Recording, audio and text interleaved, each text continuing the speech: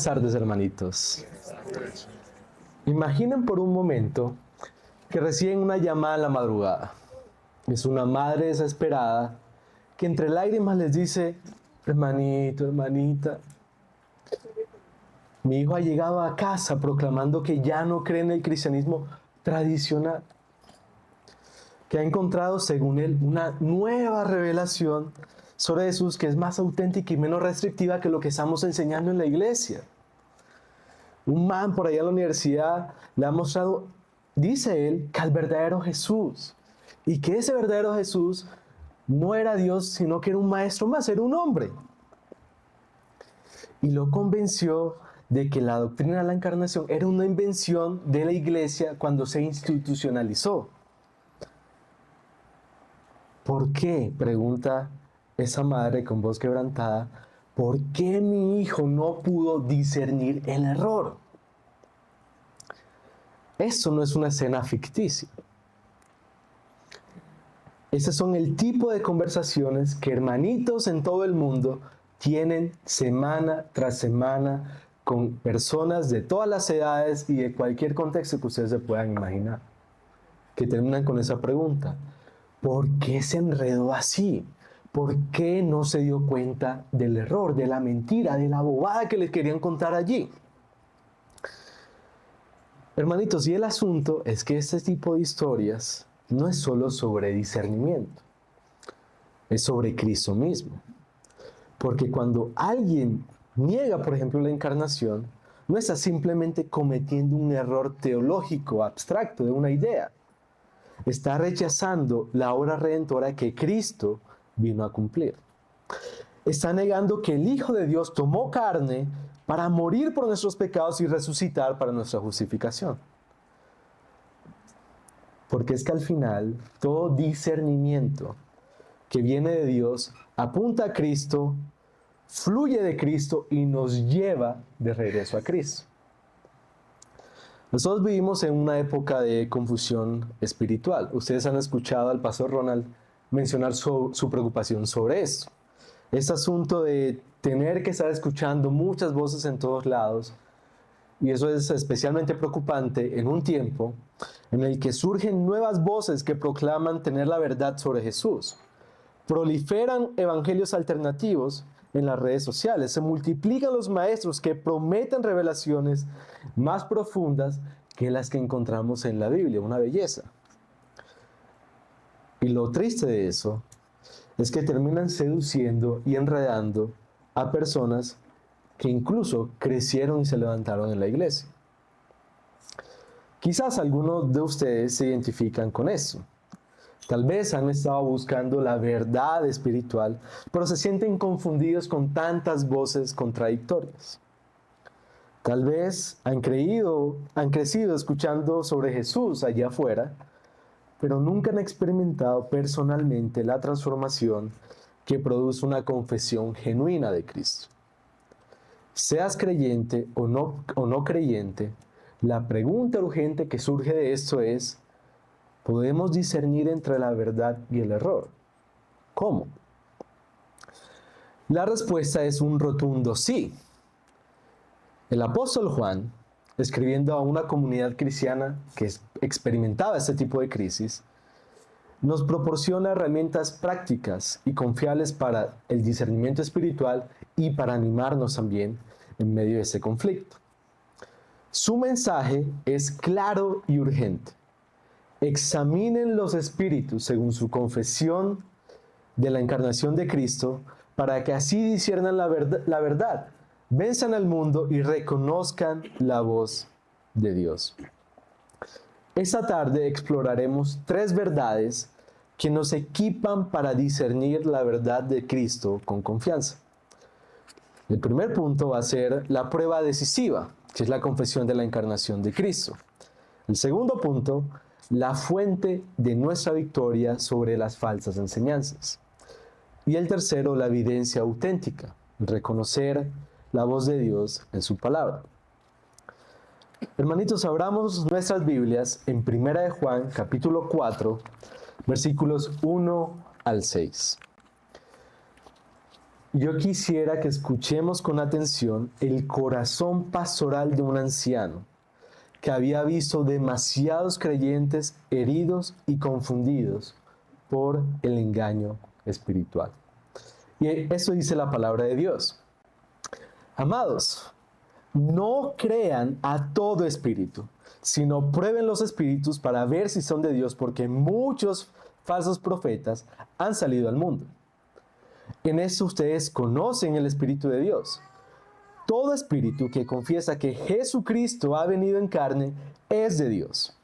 Y todo espíritu que no confiesa a Jesús no es de Dios, y este es el espíritu del anticristo, del cual ustedes han oído que viene y que ahora ya está en el mundo. Hijos míos, ustedes son de Dios y han vencido a los falsos profetas, porque mayor es aquel que está en ustedes que el que está en el mundo. Ellos son del mundo, por eso hablan de parte del mundo y el mundo los oye. Nosotros somos de Dios. El que conoce a Dios nos oye. El que no es de Dios no nos oye. En esto conocemos el espíritu de la verdad y el espíritu del error. Eso dice la palabra de Dios. El primer punto de ese sermón es la prueba decisiva. Y Juan comienza mostrando el peligro real, ¿cierto?, de esa situación. Él no está escribiendo desde una torre de marfil por allá en las alturas, separados de la realidad, simplemente haciendo un discurso teológico, sino que él está escribiendo desde el dolor pastoral al ver al rebaño del Señor herido y confundido. Su corazón de pastor anciano desborda en esas palabras: amados, no crean a todo espíritu, sino prueben los espíritus para ver si son de Dios, porque muchos falsos profetas han salido al mundo. Les está diciendo que examinen los espíritus, las falsas enseñanzas, como un orfebre examina el oro para determinar su pureza, con ese cuidado y con ese detalle. Y noten que eso que Juan está diciendo no es una sugerencia pastoral amable que dice con cuidado, hermanito, pruebe el espíritu.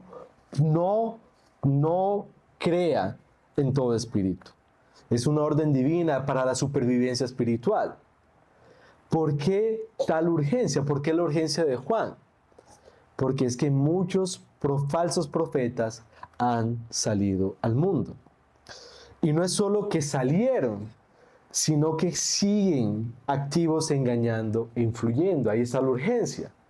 Hermanito, es que sí, ya salieron y se siguen proliferando, pero es que los que ya salieron siguen allí moviendo y diciendo cosas falsas sobre el Evangelio. Por un lado está la alarmante realidad de que muchos de los que están esparciendo falsas enseñanzas y negando a Cristo eran personas con quienes ellos habían partido el pan, con quienes oraban juntos, con quienes abrían las escrituras juntos, con quienes adoraban al Señor.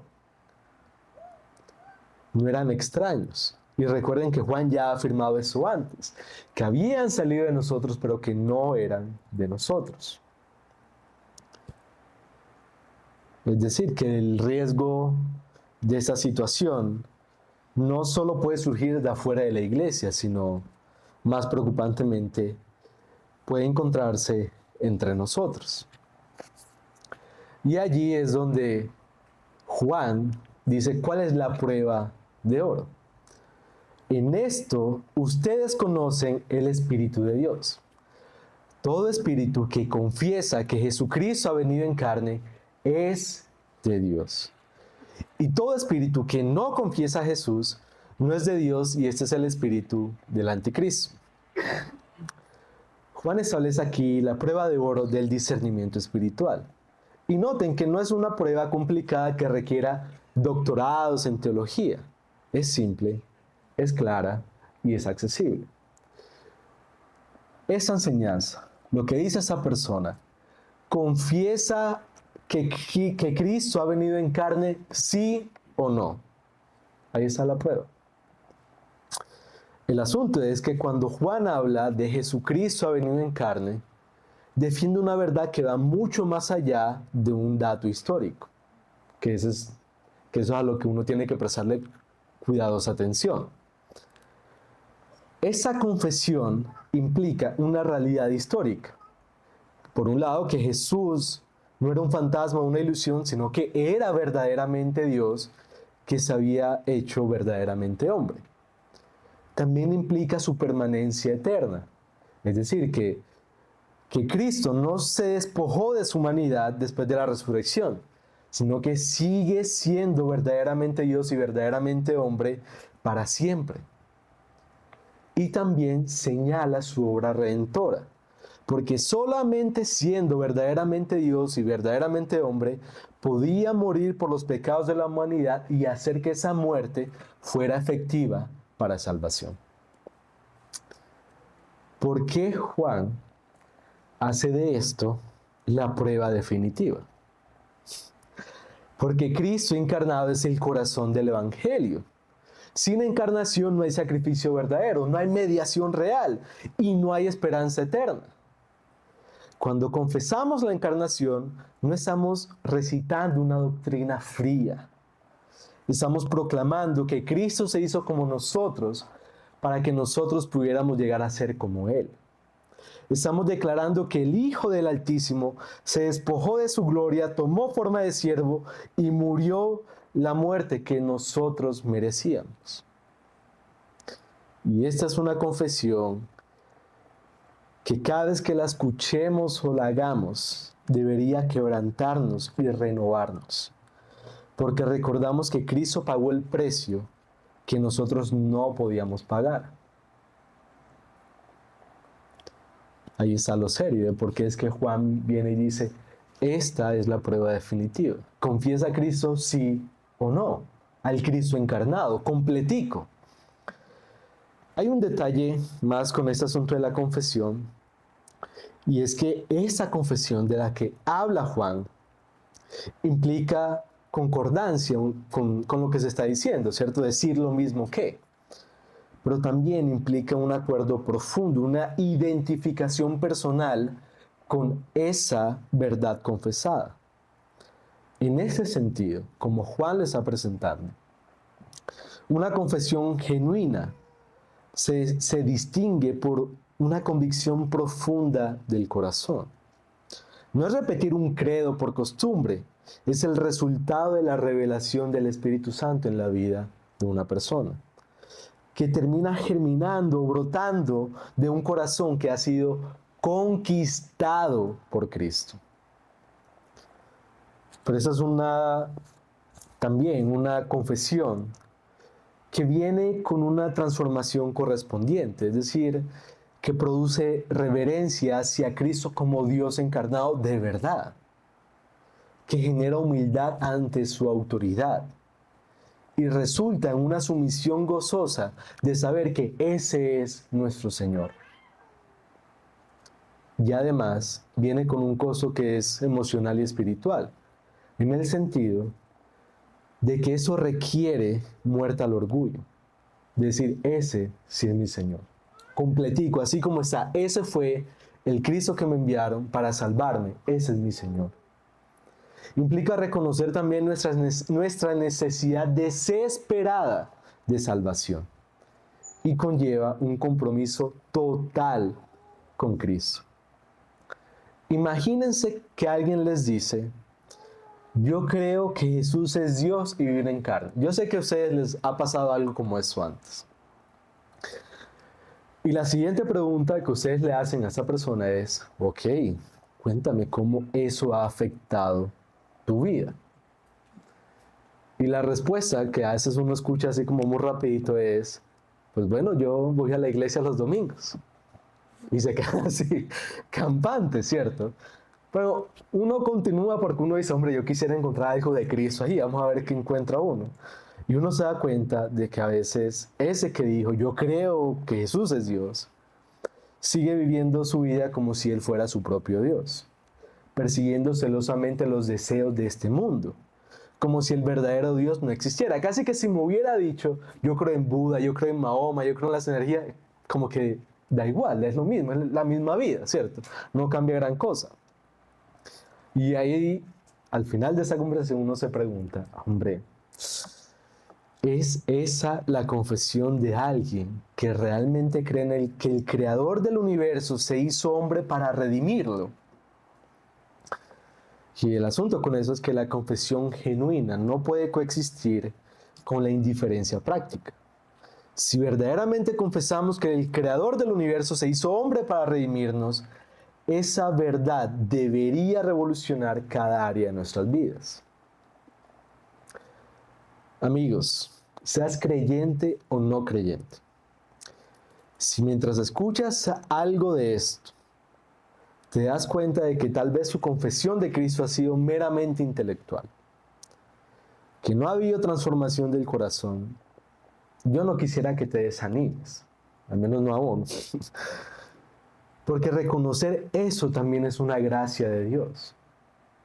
Y es el primer paso hacia la verdadera fe de la que habla Pedro. Es el Espíritu Santo que produce la confesión genuina. Es ese Espíritu Santo el que puede llevarnos a cuestionarnos algo como eso y convencernos de nuestra necesidad de Cristo.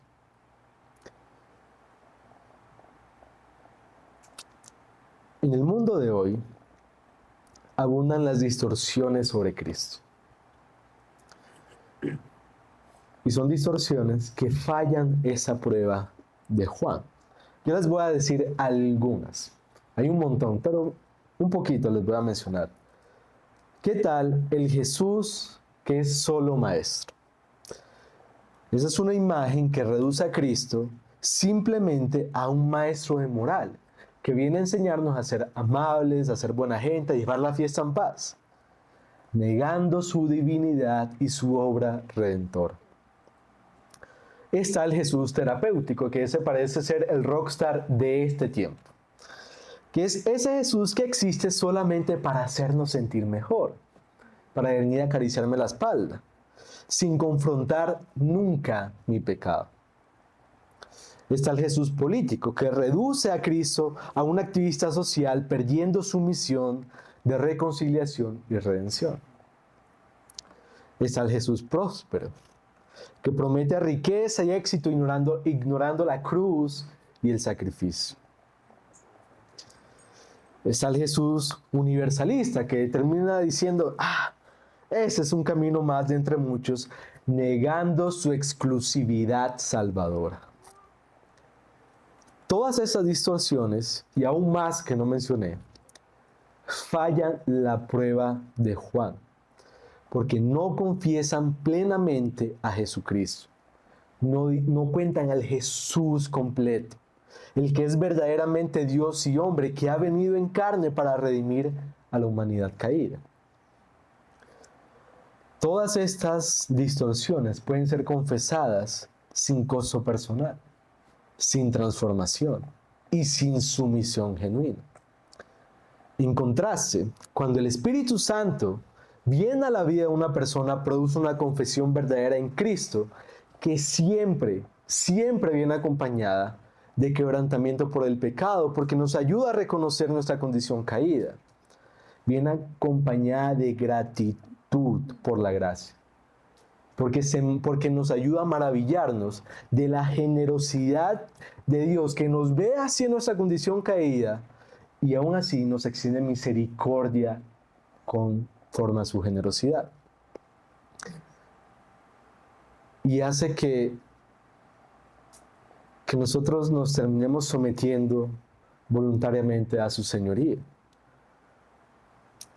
Porque vemos lo que hizo por nosotros y entendemos que tiene todo el derecho de gobernar mi vida y mi conciencia.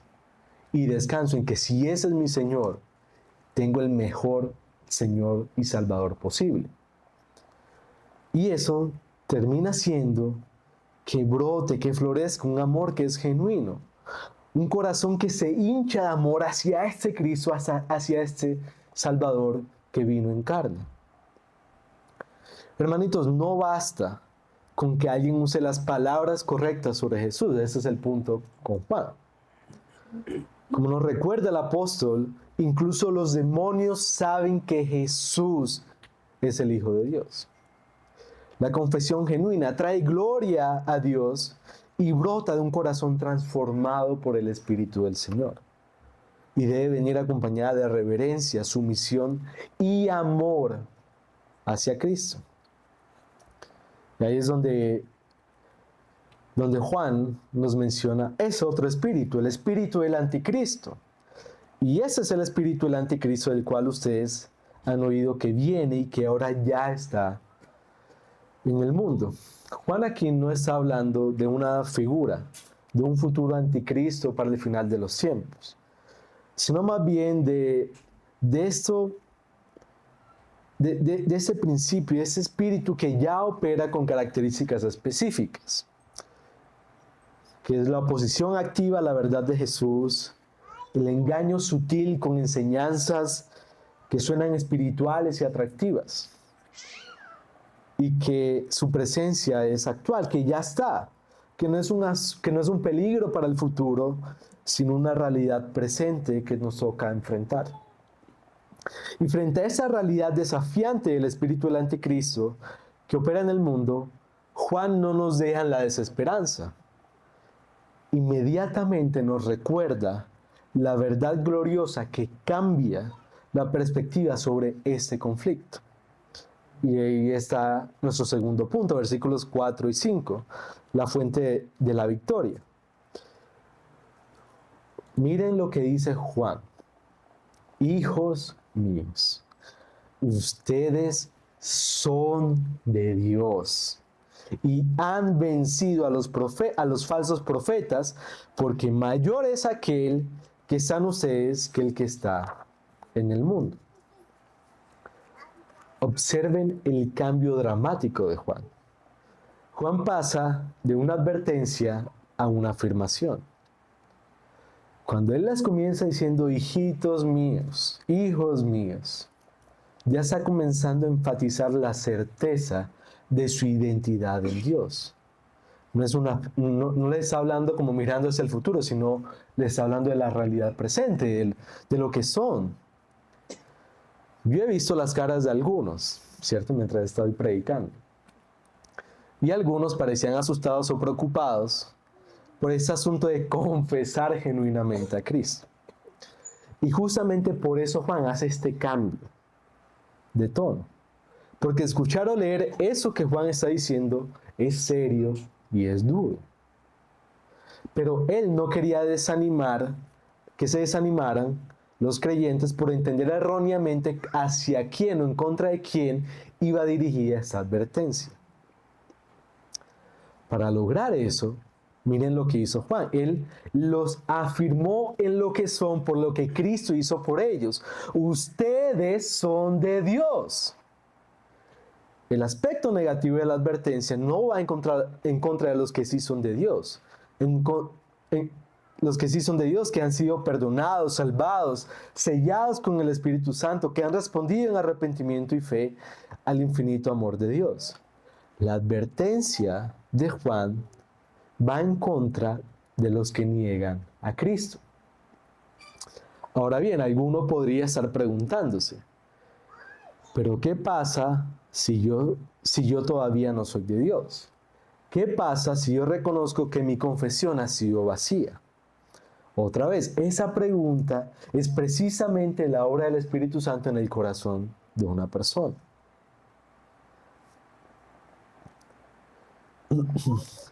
Es el mismo Espíritu que da victoria a los creyentes, que también llama a cualquier ser humano ahora al arrepentimiento y a la fe, a que depositen su confianza plena en Cristo.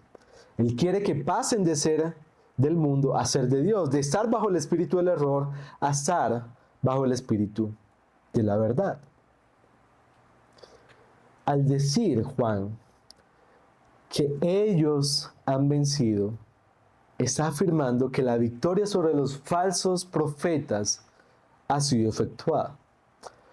que esa realidad sigue vigente, siguen venciendo y son victoriosos.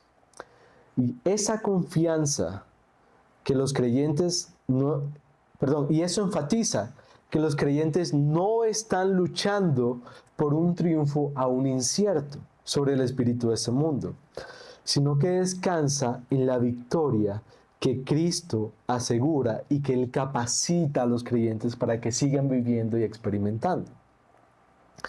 Hermanos, observen que Juan no comienza esa segunda parte diciendo, ustedes son fuertes. Tampoco dice, ustedes son sabios.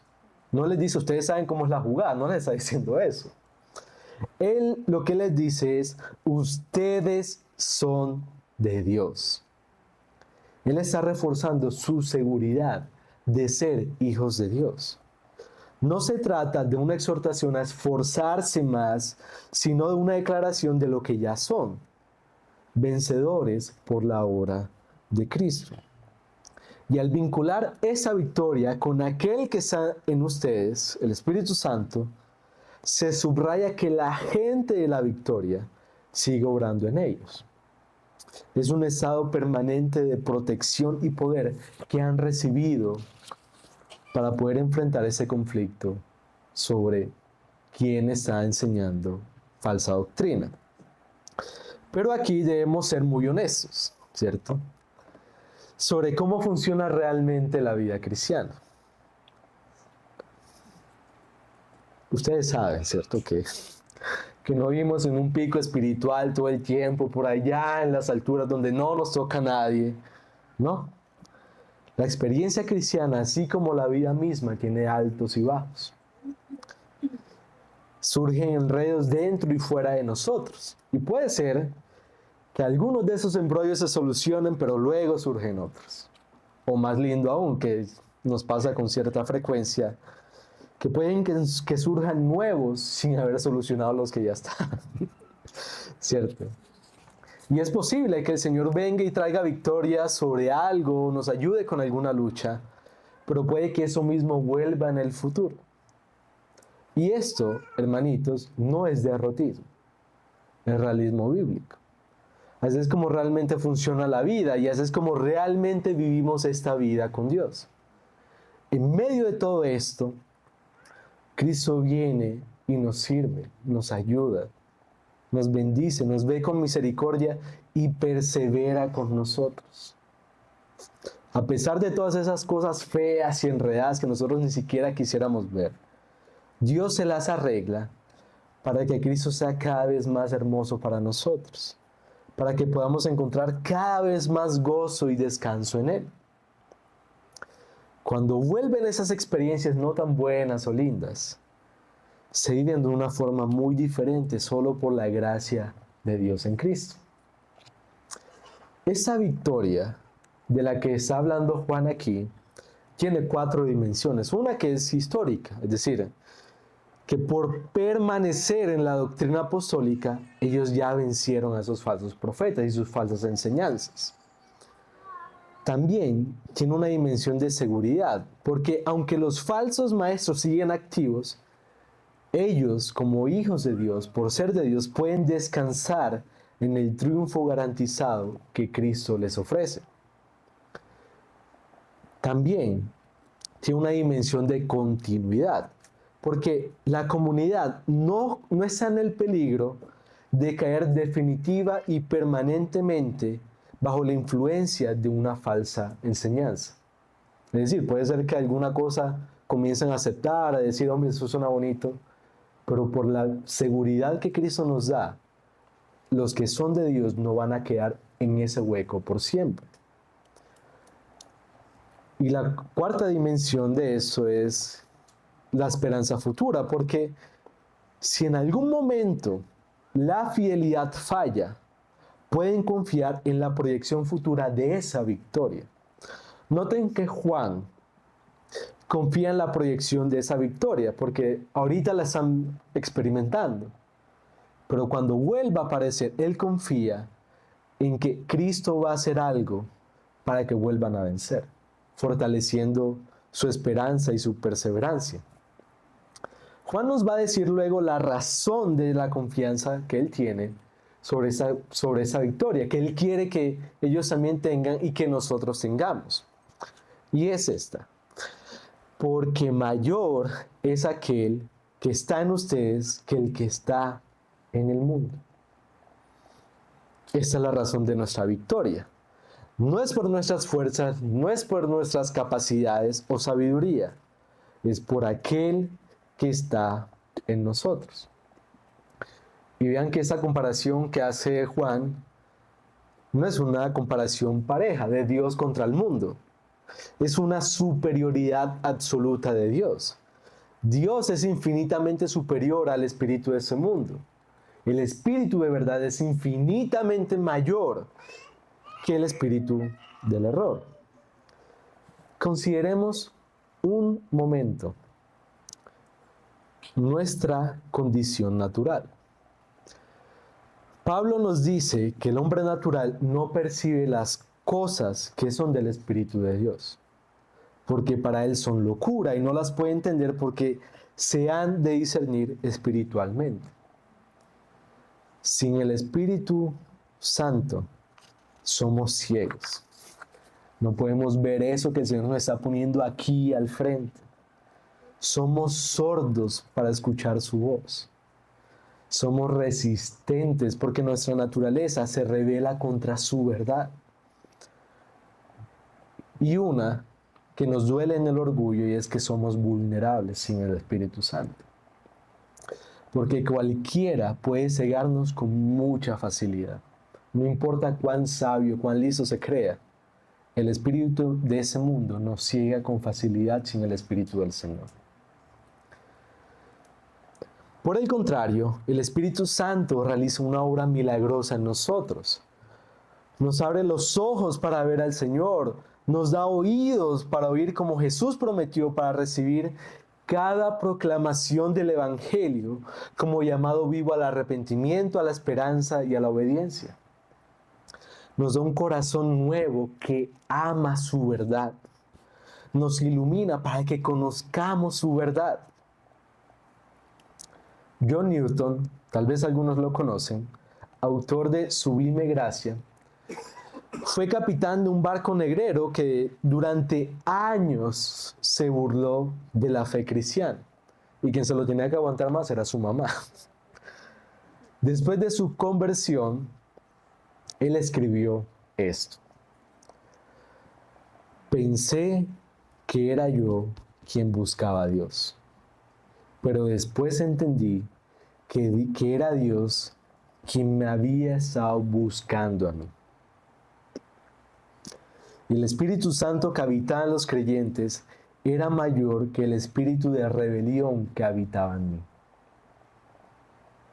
Incluso en sus días más oscuros, el Espíritu Santo trabajaba en su corazón.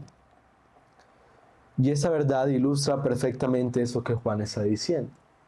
Mayor es aquel que está en ustedes que el que está en el mundo. Juan luego llama nuestra atención a la realidad del conflicto que tenemos delante de nosotros.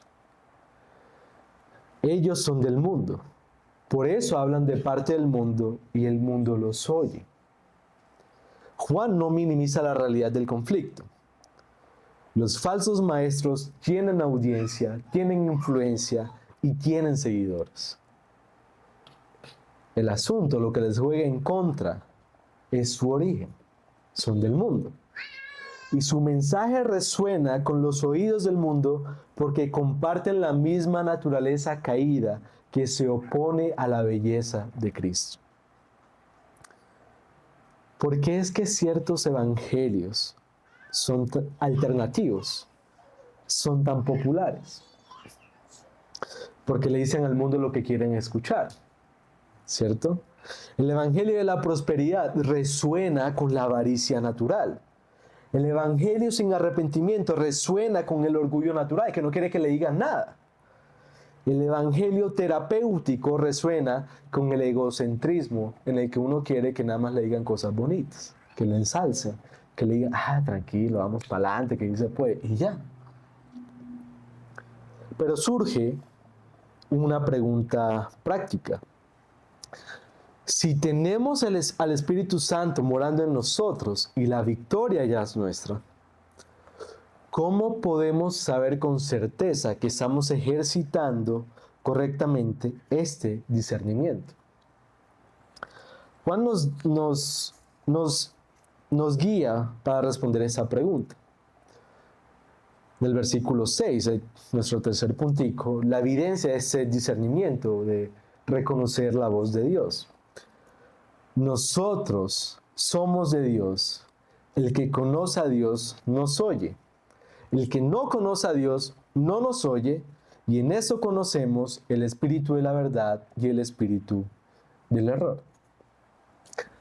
Juan presenta la evidencia de este discernimiento auténtico como la respuesta al mensaje apostólico. Miren que hay un cambio deliberado de ustedes a nosotros, incluyendo tanto a los apóstoles como a la comunidad que abraza la verdad apostólica. Recordemos que Juan no usa el verbo conocer de forma meramente intelectual. Ese conocimiento también es experiencial y relacional, para decir que quien verdaderamente conoce a Dios reconoce su voz en la palabra apostólica, en la Biblia. La palabra apostólica es la voz de Cristo preservada para nosotros, y Jesús dijo: mis ovejas oyen mi voz.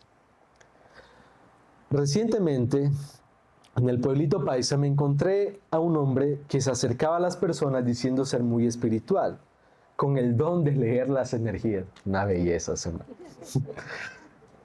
Y lo mejor era que el pelado tenía mucho carisma. ¿Para qué? Cuando él se me acercó, yo le dije que yo no creía en eso que él me quería decir.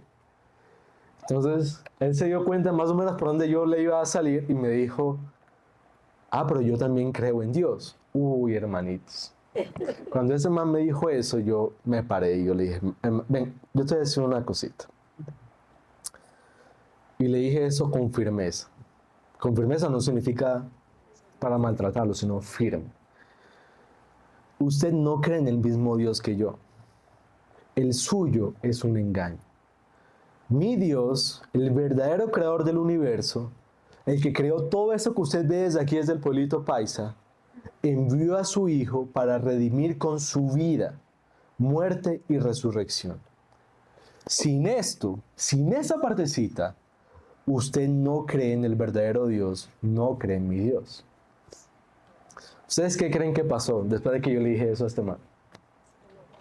¿Cómo? Se enojó. Ese hombre se sorprendió de la firmeza y convicción con la que yo le hablé y me dio las gracias de que yo le fuera tan claro. Hasta yo me sorprendí y dije: yo le voy a decir esto y este man se va a enojar conmigo. Bueno, después de eso él se retiró. Una hora después lo vi haciendo lo mismo con otros. Esa es la diferencia entre el espíritu de la verdad y el espíritu del error. Ese hombre creía estar conectado con algo trascendental. Al confrontarlo con la verdad apostólica, un Dios que creó el universo y que se reveló en Cristo, se vio forzado a posicionarse. O acepta esa voz o mantiene su propia versión. No tenía otra opción. Su retirada momentánea, cuando él se fue, lo que me dijo, las expresiones que tuvo, era evidente que él intuyó una autoridad de una voz distinta a la suya, la voz de la verdad de la Escritura. El espíritu del error propone experiencias místicas, poderes ocultos en referencia a la plenitud de Cristo. La voz de Dios se manifiesta en el mensaje apostólico, la obra redentora de Cristo completo. Cuando presentamos con claridad esa diferencia, no como mera doctrina abstracta, sino como un testimonio vivo, quienes no son de Dios sienten la tensión y al menos momentáneamente reconocen algo distinto. El asunto aquí, hermanitos, es que el discernimiento genuino del que está hablando Juan no es solo detectar el error, es reconocer la voz del buen pastor. Cuando la palabra de Dios se expone fielmente, cuando se exalta a Cristo, cuando se proclama el Evangelio, algo en nuestro espíritu regenerado dice, esa es la voz de mi Salvador.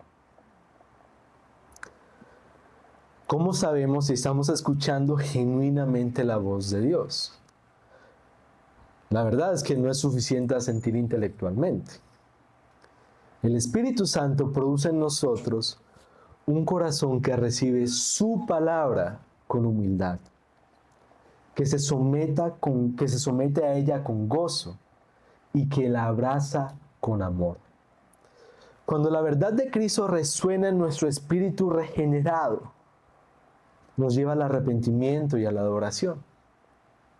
Cuando escuchamos la voz del buen pastor, nuestro corazón encuentra en Cristo mayor gozo, mayor belleza, mayor descanso.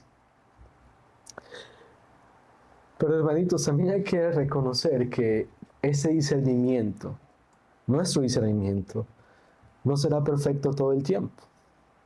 Habrá días cuando las voces del mundo nos parezcan atractivas, cuando las dudas nos asedien, cuando la palabra de Dios nos parezca distante. Incluso en esos momentos, el espíritu que mora en el creyente sigue siendo mayor que el que está en el mundo. Y nuestra victoria no depende de la estabilidad de nuestros pensamientos, sentimientos o circunstancias, sino de la firmeza de Cristo. Algunas aplicaciones prácticas para los que estamos en Cristo.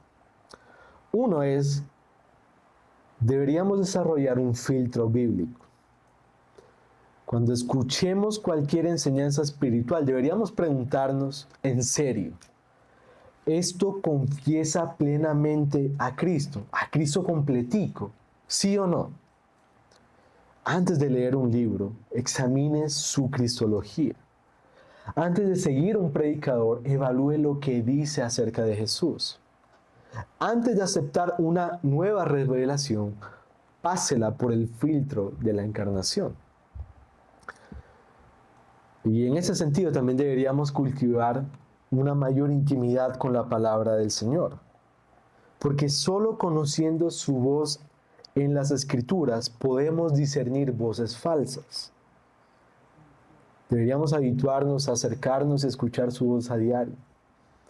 Incluso memorizar pasajes de la Escritura que nos recuerden a Cristo, que nos ayuden a descansar en Él. Deberíamos considerar seriamente en aprovechar cada espacio de participación en la enseñanza bíblica de la iglesia.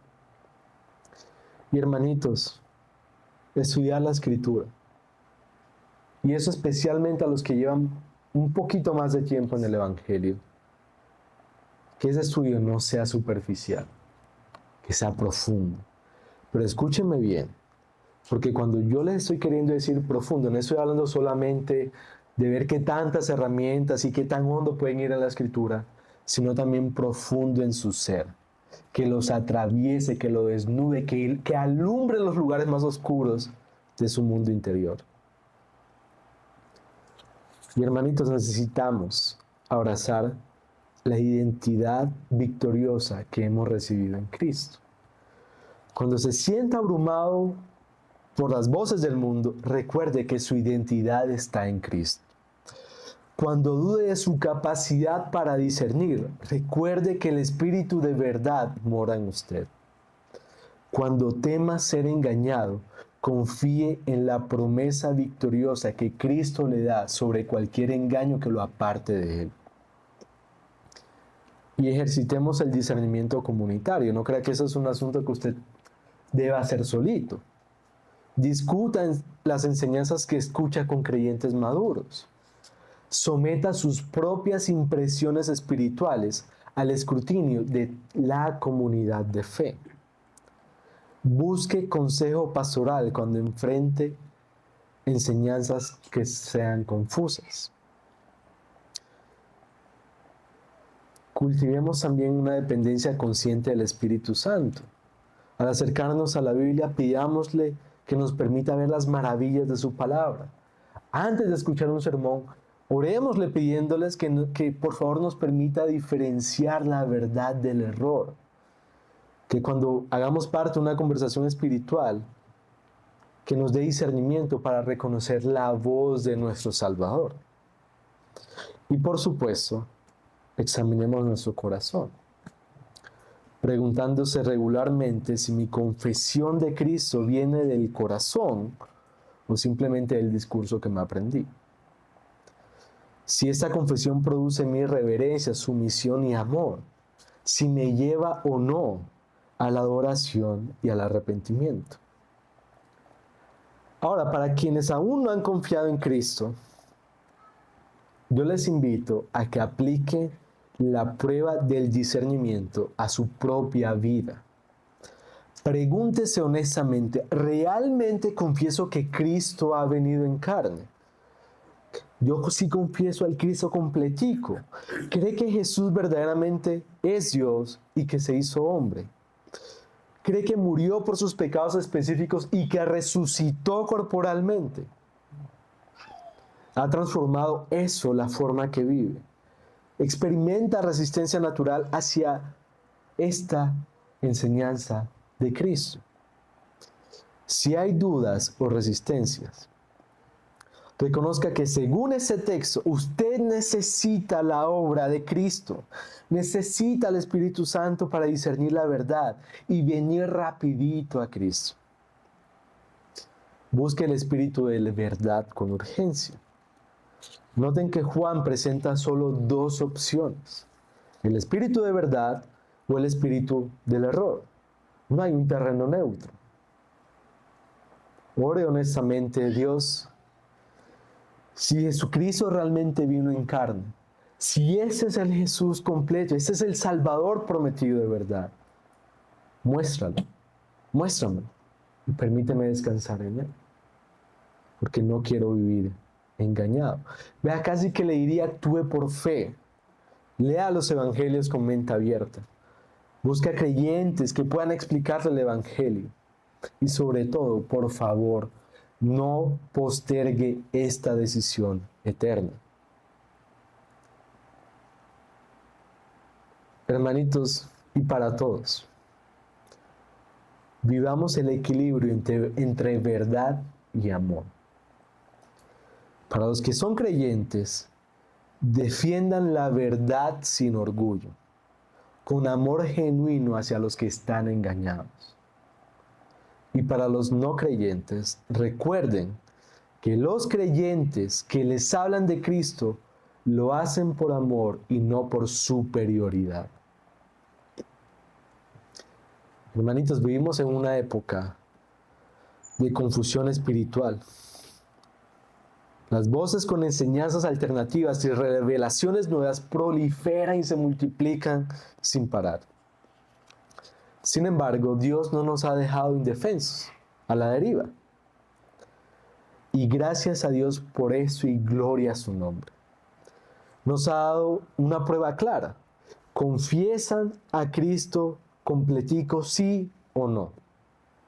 Nos ha dado también la fuente de poder, de victoria, que es su Espíritu, que es mayor que el que sana ese mundo. Nos ha dado la evidencia de que quienes conocen a Dios reconocen su voz en su palabra. Y yo no quisiera que se vayan con temor, sino con confianza. Los que son de Dios ya han vencido. La victoria es suya porque Cristo mora en ustedes. Y por tanto examinen todo espíritu, abracen su identidad victoriosa en Cristo, ejerciten ese discernimiento y manténganse firmes en la palabra apostólica. No permitan el engaño de falsos dilemas entre cabeza y corazón, entre doctrina y experiencia. El Espíritu produce ambas armónicamente. Lo que sí les digo es que busquen conocer más a Cristo para amarlo más. Y busquen amarlo más para conocerlo aún más. Y que su confesión sea tan sólida como la roca que lo sostiene y tan viva como el fuego que la enciende. Yo le pido al Señor que seamos una iglesia que discierne, que vence, que reconoce la voz de Dios, porque mayor es aquel que está en nosotros que el que está en el mundo. Y si alguien reconoce que ha estado viviendo bajo el espíritu de error, que su confesión de Cristo ha sido vacía, que ha estado viviendo lejos de Cristo, Cristo está aquí llamándolo al arrepentimiento y a la fe. Porque hermanitos, amigos, no es solo discernimiento lo que necesita. Necesitamos a Cristo completo.